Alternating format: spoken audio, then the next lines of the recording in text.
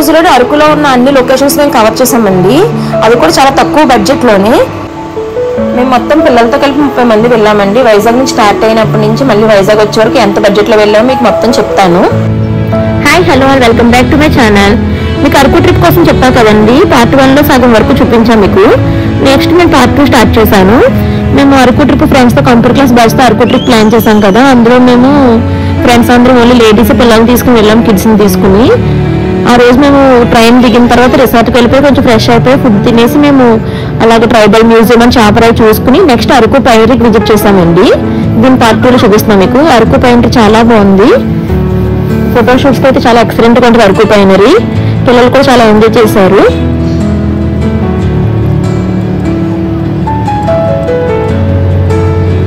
మేము ఇక్కడ అరకు పైనరీలో అయితే మామూలుగా ఫొటోస్ తీసుకోవాలి ఫ్రెండ్స్ అందరం కలిసి. చూడడానికి వ్యూ చాలా బాగుంది ఇక్కడ.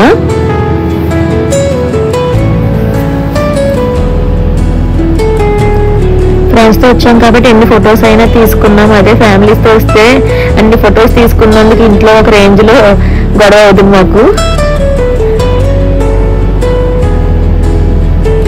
ఫ్రెండ్స్తో రావడం వల్ల పిల్లలు కూడా ఎక్కువ మంది ఉన్న వాళ్ళ పిల్లలు కూడా అంత ఇబ్బంది పెట్టలేదు. వాళ్ళందరూ ఆడుకోవడంతో అంత బిజీలో ఉండడం వల్ల మేము ఫుల్గా ఫొటోస్ తీసుకోవడంతో టైం అంతా స్పెండ్ చేసాం మేము. ఈ అరకు పైనరీలోని ఫొటోస్కి స్పాట్ చాలా బాగుందండి. ఇది ఉదయం బ్రిడ్జ్ కింద వేశారు ఇది ఫొటోస్ కోసమని. చాలా బాగుంది. ఇక్కడ నుంచి వ్యూ అయితే చాలా బాగుంది.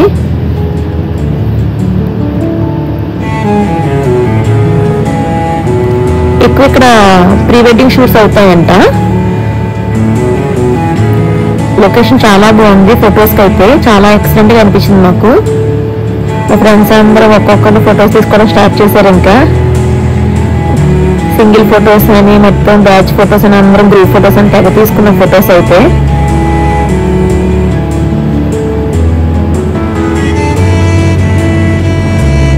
మేము ఈ ట్రిప్లో చాలా ఎంజాయ్ చేసాం. ఫ్రెండ్స్తో వెళ్ళడం వల్ల మరీ ఎక్కువ ఎంజాయ్ చేసాము. చాలా లో బడ్జెట్లో కూడా వెళ్ళొస్తాం మేము. ఉన్న 1 డేలోనే చాలా అన్ని చూసాం, మొత్తం అన్ని కవర్ చేసాము. మేము ఇక్కడి నుంచి రిసార్ట్ బుక్ చేసుకోవడం అండ్ అక్కడికి వెళ్ళడానికి వెహికల్స్ కూడా బుక్ చేసుకోవడం వల్ల మాకు చాలా ఈజీగా అనిపించింది. మాకు అక్కడ ఉన్న ఒక ఆయన చాలా హెల్ప్ చేశారు మాకు.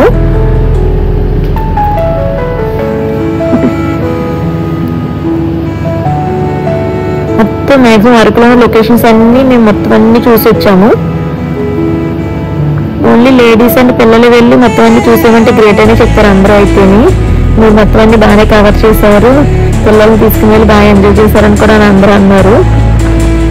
ఇంకా అక్కడ అరకు పైనరీ నుంచి వచ్చేసాము. అరకు పైనరీలో ఫొటోస్ అన్ని దిగిన తర్వాత ఇంక వస్తాము. అక్కడ నుంచి మేము పద్మావతి గార్డెన్స్కి వెళ్ళామండి.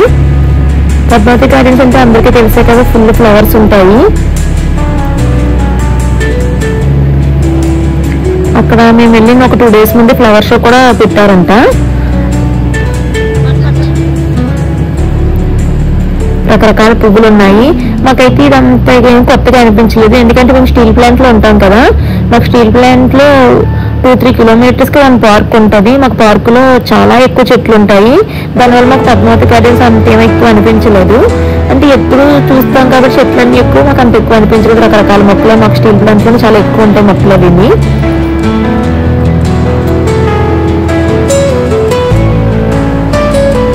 ఫొటోస్ కూడా ఈ లొకేషన్ చాలా బాగుంటుంది.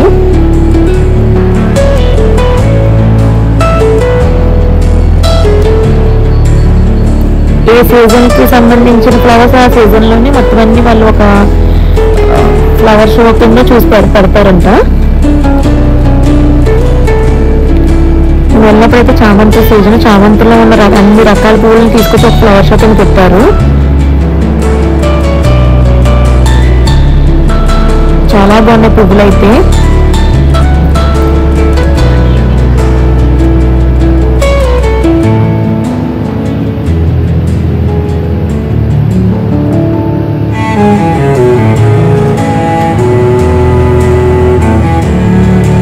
ఇవన్నీ ఫ్లవర్ షోలో ఉన్న ఫ్లవర్స్ అండి. ఇవన్నీ మేము చెప్పాం కదా, మాకు 2 డేస్ బ్యాక్ మేము వెళ్ళిన 2 డేస్ బ్యాక్ పెట్టారండి ఫ్లవర్ షో. అక్కడ టేబుల్స్ అన్ని అరేంజ్ చేసి మొత్తం అన్ని ఫ్లవర్స్, చామంతి సీజన్ కదా ఫ్లవర్స్ అన్ని తీసుకొచ్చి పెట్టారు అక్కడ. రోజెస్ అండ్ చామంతులు అన్ని కలిపి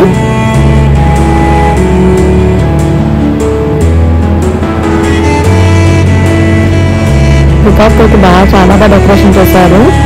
2 days అవడం వల్ల ఫ్లవర్స్ అన్ని కూడా పాడవుతున్నట్టు అనిపించింది.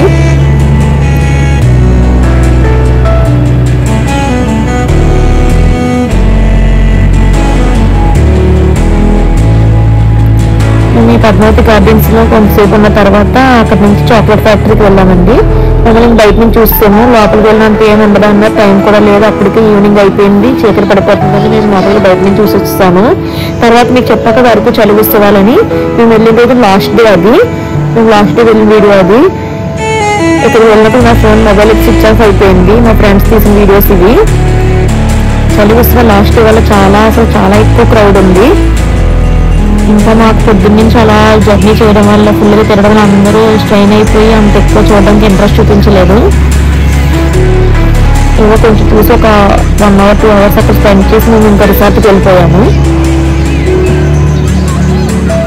నెక్స్ట్ డే మార్నింగ్ ఎక్కడికి వెళ్ళాము ఏంటనేది మీకు నెక్స్ట్ పార్ట్లో చూపిస్తాను. మీకు కానీ మా వీడియోస్ లైక్ చేసి షేర్ చేసి సబ్స్క్రైబ్ చేసుకోండి. అరకు పార్ట్ 3లో మేము ఎంత బడ్జెట్లో వెళ్ళామో ఏంటని మొత్తం మీకు ఫుల్ డీటెయిల్గా ఎక్స్ప్లెయిన్ చేస్తాను. Thank you for watching.